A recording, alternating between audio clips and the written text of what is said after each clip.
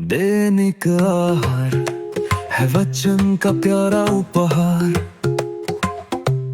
रोज का है ये आत्मा का पोषण संसार। हर शब्द में छुपी है ईश्वर की पुकार। आओ सुनो समझो जीवन में लाओ प्यार।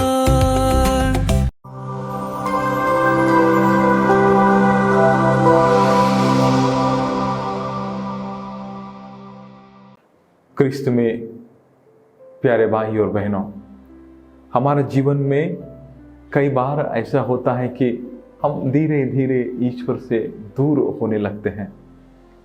ये हमेशा किसी बड़े पाप के कारण नहीं, शायद जब हमारी प्रार्थना केवल एक आदत बन जाती है, जब हम अपने कामों में इतने व्यस्त हो जाते हैं कि ईश्वर के लिए समय ही नहीं निकल पाते, जब हमारा मन कई बातों में उलझ जाता है। लेकिन आज का ईश्वर का वचन हमें एक सुंदर आशा देता है। आज का पहला पाठ में हम देखते हैं कि इस्राएल के लोग ईश्वर से दूर चले गए थे, फिर भी ईश्वर उनसे गुस्से में बात नहीं करते। वे कहते हैं लौट आओ। यह किसी सजा देने वाला आवाज नहीं है, बल्कि एक प्रेम करने वाला पिता का स्वर है, जो अपने बच्चों को वापस अपने पास बुला रहा है।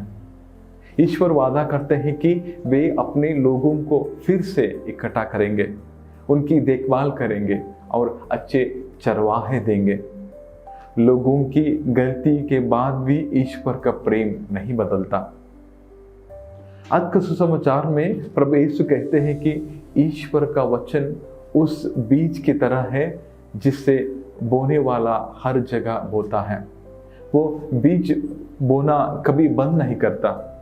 उसी तरह ईश्वर भी हर दिन हमें एक नया अवसर देते हैं। हर पवित्र मिस्सा, हर बाइबल का वचन, हर शांति प्रार्थना का समय, ये सब हमारे दिल में बोए गए बीज हैं।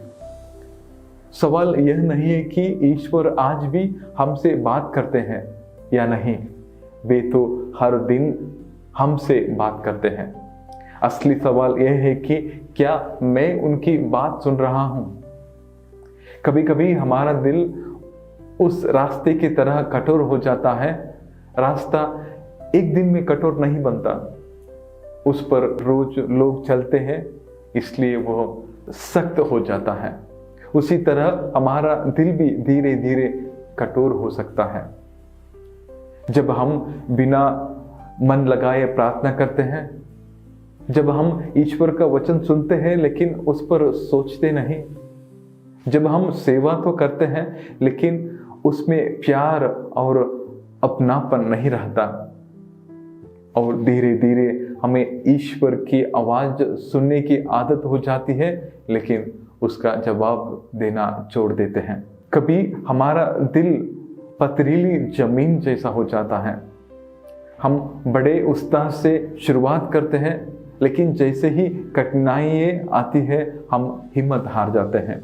और कभी हमारे जीवन की चिंताएं, निराशाएं और दुनिया की भाग दौड़ कांटों की तरह बन जाती हैं, जो ईश्वर के वचन को बढ़ने नहीं देती। लेकिन सबसे बड़ी खुशी की बात यह है कि जमीन बदल सकती है, हमारा दिल बदल सकता है।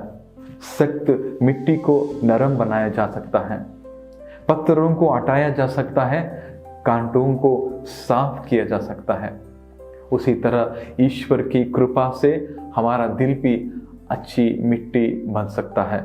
आज ईश्वर हमसे यह नहीं चाहते हैं कि हम एकदम एक ही दिन बदल जाए और सिद्ध बन जाए।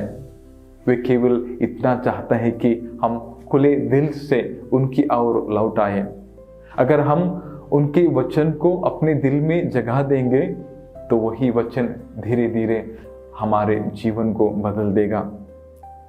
क्रिस्त में प्यारे भाई और बहनों, आइए हम ईश्वर से प्रार्थना करें ताकि हम ईश्वर की आवाज़ सुनने से कभी ना थकें, क्योंकि वे हमें पुकारने से कभी नहीं तकते। आमीन।